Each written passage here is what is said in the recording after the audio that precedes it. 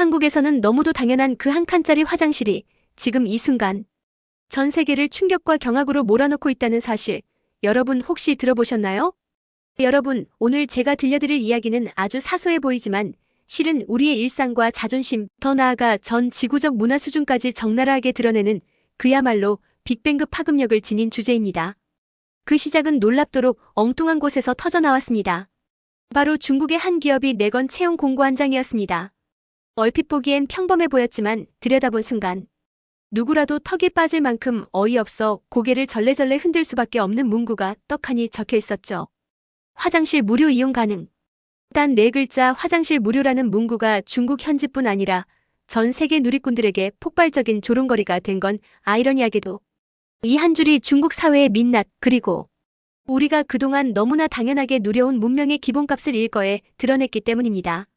월급이 고작 4,000위안, 우리 돈으로 70만 원대를 맴도는 그 임금보다 더 강조되었던 복지가 다름 아닌 탈의실도 아니고 사무실도 아니고 화장실 이용료 면제였다는 사실이야말로 중국 청년들의 고통스러운 취업, 현실과 열악한 공중위생 수준을 동시에 날 것 그대로 말해주는 신호탄이었습니다. 그렇다면 중국의 청년들은 왜 이렇게 기가 막힌 조건까지 감지덕지하며 받아들여야 할 정도로 절박한 걸까요?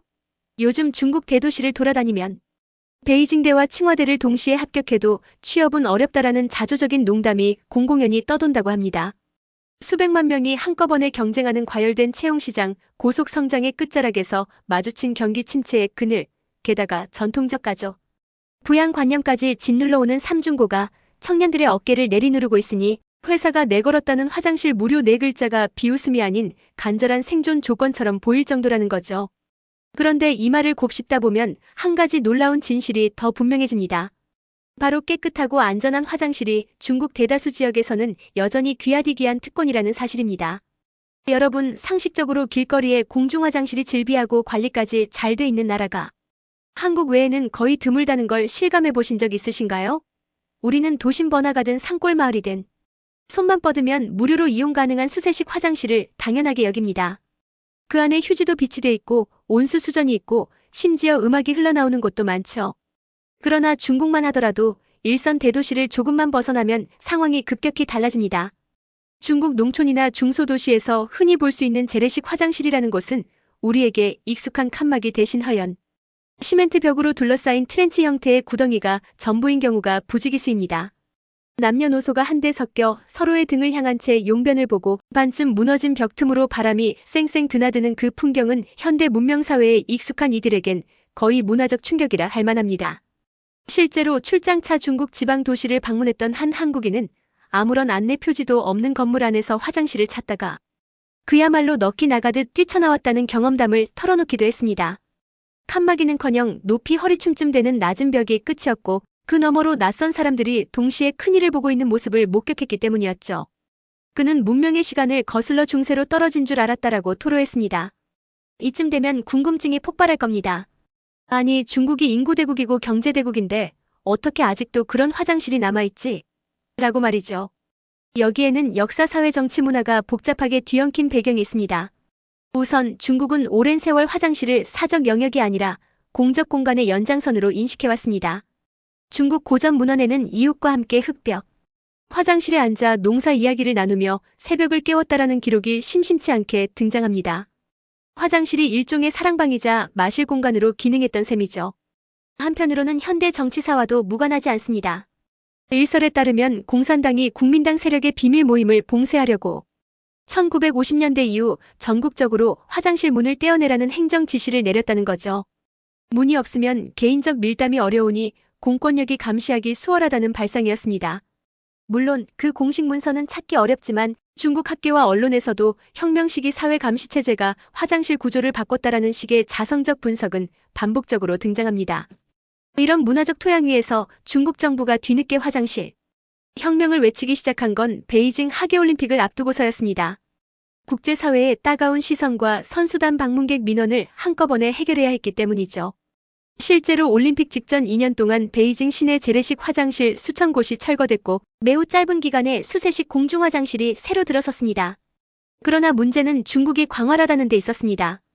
수도와 소수 국제도시를 조금 떠나면 예산과 관리, 인력 그리고 시민의식 격차 때문에 재래식 화장실 문화가 여전히 뿌리 깊게 남아 있습니다. 거기다 하루아침에 칸막이 문을 달아줘도 수백 년 이어진 열린 화장실 습관이 완전히 바뀌지 않아 문짝은 곧 허물어지고 돌아가는 셈이죠. 이렇게 보면 화장실 무료 복지가 채용 포인트로 등장한 이유가 결코 우스갯소리가 아니라는 사실이 선명해집니다. 자, 여기서 잠시 우리나라 이야기를 해볼까요? 우리는 일상 속에서 얼마나 화장실을 편안하게 이용합니까? 지하철역이든 공원 산책로든 휴대전화만 꺼내 지도 앱을 띄워도 근처 공중화장실 위치가 한눈에 보이고 그 대다수는 깨끗하게 관리됩니다. 심지어 비상벨, 기저귀 교환대, 손건조기까지 구비돼 있죠. 그런데 이렇게 스스럼 없이 누리는 위생 복지가 외국인 관광객에게는 거의 충격 투어급의 경험으로 각인되곤 합니다. 멀리 갈 것도 없이 제주도에 무비자 입국한 중국 단체 관광객들이 길바닥에서 바지를 내려버릇하다가 경찰 단속에 적발되는 사례가 빈번한데 그 뿌리에는 화장실 찾기 힘들면 그냥 길거리에서 해결해도 된다라는 모국의 문화가 깔려 있습니다. 제주도 주민들은 관광객을 배려해 곳곳에 무료 화장실을 증설했건만 일부는 여전히 노상 해결이 일상이라 여기니 충돌이 벌어질 수밖에 없습니다. 이쯤에서 중국만 그럴까? 라는 질문이 자연스럽게 고개를 듭니다. 사실 서양 선진국이라 불리는 나라들도 공중위생 문제에서 자유롭지 않습니다. 예술과 낭만의 도시라는 이미지로 전 세계인의 버킷리스트 상위권을 차지하는 파리조차 새벽이면 거리 곳곳을 청소차가 물 청소해야만 합니다. 이유는 간단하죠. 시민들의 노상방뇨가 빈번하기 때문입니다. 몇 년 전 파리시청이 설치한 빨간색 공중소변기를 두고 논란이 불붙었던 기억 여러분도 떠올려 보실 겁니다. 길 한복판에 실외 소변기를 둔다니 문화도시 이미지가 실추된다라며 학계예술계가 집단 반발했고 반대로 그렇게 우아함만 따지다 도로가 지린내로 가득 차면 책임질 거냐라는 현실주의자들의 목소리가 맞부딪혔습니다. 끝내 구청장이 이대로면 19세기 시궁창으로 후퇴한다라는 격정적 발언까지 하며 소변기 확대 설치를 강행했죠. 문제는 그 노상방뇨 단속의 실효성이 낮고 지급되는 벌금이 천정부지인데도 습성이 쉽게 고쳐지지 않는다는 데 있습니다. 화장실이 유료인 경우가 많아서 급한 사람은 비용을 아끼려 거리로 나가버리니 악순환이 계속되는 겁니다. 반면 한국은 어떻습니까? 지자체 예산이 부족해 화장실 새로 짓기 어렵다는 동네조차 주민센터나 작은 전통시장에 가보면 최소한 수세식 화장실 하나쯤은 마련해둡니다. 서울시는 1990년대부터 깨끗한 화장실 대상 제도를 도입해 민간업소까지 경쟁적으로 화장실 환경을 개선하게 했고 그 결과 지금은 편의점에서도 무료로 화장실을 빌려 쓰는 문화가 정착됐습니다. 알아주는 척하지 않아도 우리 국민 대다수는 타인의 시선을 배려하며 공중질서를 지키는 게 몸에 밴 셈이죠. 그렇다고 우리가 처음부터 이렇게 위생 강국이었을까요? 아닙니다.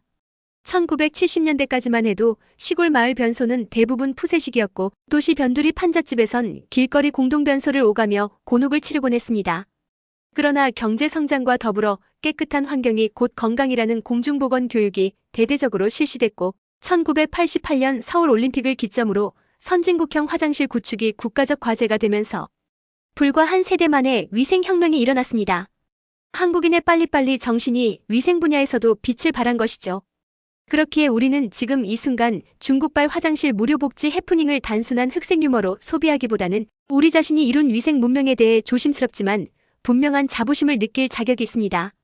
더 나아가 우리가 일상적으로 이용하는 깨끗한 화장실 문화가 이제는 관광자원이자 국가 브랜드가 될 수도 있다는 상상을 해볼 때입니다. 한때 K-팝, K-푸드, K-뷰티가 전 세계를 뒤흔들었다면 다음 차례는 K-화장실이 될지도 모른다는 우스갯소리조차 들려오죠. 실제로 한국을 방문한 외국인들이 귀국 후 가장 먼저 SNS에 올리는 후기 중 하나가 공짜인데다 호텔급으로 밝고 안전한 화장실 천국이라는 칭찬이니 과장이 아닐지도 모릅니다. 여러분 상상해 보십시오. 해외 여행객이 인천공항에 도착하자마자 깨끗한 화장실을 체험하며 대한민국은 정말 사람을 존중하는 나라구나라고 감탄한다면 그 경험이 음식 문화기술 등 다른 분야에 대한 호감으로 이어지는데 어떤 촉매 역할을 하겠습니까? 물론 모든 것을 장밋빛으로만 볼 순 없습니다. 한국 역시 도심 노후화 지역이나 산간 오지로 가면 아직 관리 사각지대가 존재합니다. 무인 화장실 안전 문제 심야 시간 불법 촬영 방지 등 해결해야 할 과제가 산적해 있죠. 그러나 중요한 것은 사회가 문제를 인식하자마자 대책을 모색하고 시민들이 거리낌 없이 목소리를 내며 행정이 즉각 발 빠르게 움직인다는 선순환 구조가 자리 잡았다는 사실입니다. 우리가 현재 누리는 위생복지는 어느 날 하늘에서 뚝 떨어진 선물이 아니라 수십 년간의 정책 교육 시민의식 향상이 빚어낸 결실이기 때문입니다. 그러니 이번 중국 채용 공고 사태를 통해 나타난 화장실 무료 화두는 한국인들에게는 우리의 생활 수준을 재점검하고 더욱 발전시킬 기회이자 동시에 세계인들에게는 인간다운 삶이 최소 기준이 무엇인가를 묻는 거울 같은 역할을 하게 될 것입니다. 여기까지 들으시고 나면 혹시 마음속 한켠이 뜨끔하신 분도 계실 겁니다. 나도 해외여행 나가서는 어디서든 볼일을 보곤 했는데라며 슬며시 지난 기억을 떠올리실 수도 있죠. 하지만 괜찮습니다. 중요한 건 앞으로입니다. 우리는 이미 좋은 문화를 누리고 있으며 이 문화를 지키고 더 널리 전파할 사명까지 함께 지녔다고 저는 믿습니다. 여러분이 거리의 작은 공중화장실을 사용할 때마다 문을 닫는 순간 느껴지는 아늑한 사생활 보호, 고개를 들면 반짝이는 조명 아래 반사되는 청결한 타일과 거울, 손을 씻으면 따뜻한 물이 흐르며 휴지통은 제때 비워져 있고 바닥은 물기 없이 건조하다는 사실. 이 모든 것이 우리 사회가 기적처럼 쌓아 올린 문화유산입니다. 그러니 다음에 해외로 나가 낯선 골목에서 급하게 화장실을 찾다가 문 없는 재래식 구덩이를 목격하신다 해도 당황하거나 비웃기보다는 우리 역시 수십 년 전엔 그랬다라는 역사적 겸손을 떠올리며 동시에 그래도 변화를 위한 첫걸음은 준비됐구나라는 긍정적 시선을 건네보시는 건 어떨까요? 그리고 혹시 주변 외국인 친구들이 한국 화장실 자랑을 늘어놓을 때 여러분도 한껏 어깨를 펴고 이야기해 주시기 바랍니다. 우린 화장실만 깨끗한 게 아니라 그 안에 담긴 서로를 배려하는 마음까지 가장 깨끗해. 이 한마디가 우리 사회가 이룬 위생 인프라의 숨은 핵심 가치를 정확히 설명해 줄 테니까요. 자, 오늘 이야기를 마무리하며 다시 한번 강조합니다. 우리가 무엇 하나라도 일상 속에서 당연하게 여길 때마다 그 당연함 뒤에 숨은 수많은 노력과 희생, 그리고 역사가 있었다는 사실을 떠올려 봐야 합니다.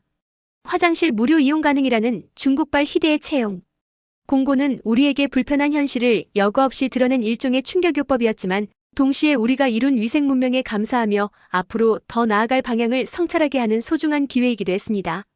여러분, 화장실 하나가 세상을 바꿀 수 있다는 말, 이제 조금 실감이 되시나요?